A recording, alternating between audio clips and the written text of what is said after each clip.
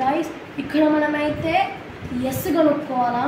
ఇక్కడ మనం S1 S2 తీసుకున్నాము.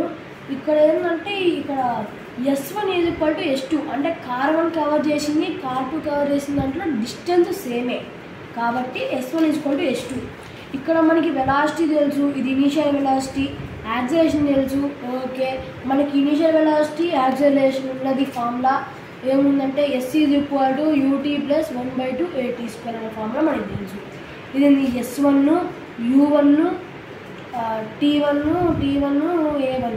ఇక్కడ మళ్ళీ ఇంకోటి ఏంటంటే ఇక్కడ T1 = T2 ఎందుకంటే రెండు ఒకేసారి వచ్చాయి, ఒకేసారి ఎండింగ్ పాయింట్కి వెళ్ళాలి కాబట్టి T1 = T2. ఇప్పుడు ఏం చేయాలి, ఇక్కడ S1 అంటే కనుక్కోవాలా. S1 = U ఎంత ఇచ్చాడు, U1 4t + 1/2 ఇంటూ A ఎంత ఇచ్చాడు 1 ఇచ్చాడు 1t². అప్పుడు S1 = 4t + 1/2 ఇంటూ t². మనకి ఇది వచ్చింది. నెక్స్ట్ ఇది కార్ 1కి వచ్చింది. ఇప్పుడు కార్ 2కి కనుక్కోవాలి.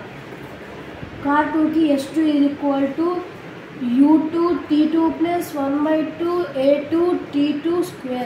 ఇప్పుడు దీనికి ఎంత వచ్చింది, u2 అంటే 2 ఇచ్చాడు, 2t2 + 1/2 ఇక్కడ ఏ కూడా 2 ఇచ్చాడు ఇంటూ 2 ఇంటూ t².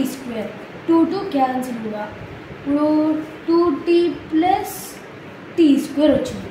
ఇదేంది S2. మన ఇప్పుడు కండిషన్ ఉంది కదా, ఏంది S1 = S2. ఇప్పుడు S1 అంతా 4t + 1/2 t² = 2t + t². ఇప్పుడు ఇది పంపించుకోండి, ఇది పంపించుకోండి. అప్పుడు ఇక్కడ 4t - 2t = t² - t²/2. ఇప్పుడు ఇది 2t = ఇక్కడ వస్తుంది 1/2 ఇంటూ t². ఈ 1/2 పంపించుకుంటే ఏమవుతుంది, 4t = t², tt క్యాన్సిల్ అంటే 4 seconds = t. ఇప్పుడు మనకి t వచ్చేసింది. ఇప్పుడు మనకి ఏమొచ్చింది, t వచ్చింది. ఇప్పుడు అడిగింది డిస్టెన్స్. మనం డిస్టెన్స్ కనుక్కోవాలి. S = 1/2 S = ut + 1/2.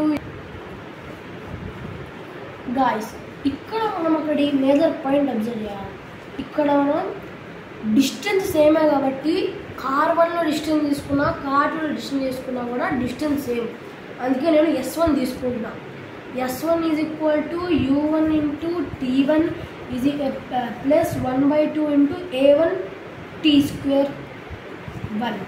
ఇప్పుడు మనకి ఇక్కడ S1 ఈక్వేషన్ ఎంత వచ్చింది, S1 ఈక్వేషన్ 4t + ఇది వచ్చింది కదా, దాన్ని సబ్స్టిట్యూట్ చేసుకున్నాం. 4 ఇంటూ మనకి t తెలుసు, t ఎంత వచ్చింది ఇక్కడ 4 seconds.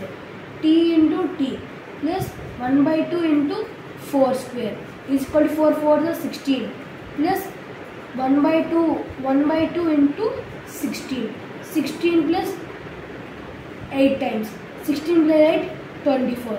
Answer S1 = S2 = 24 meters S.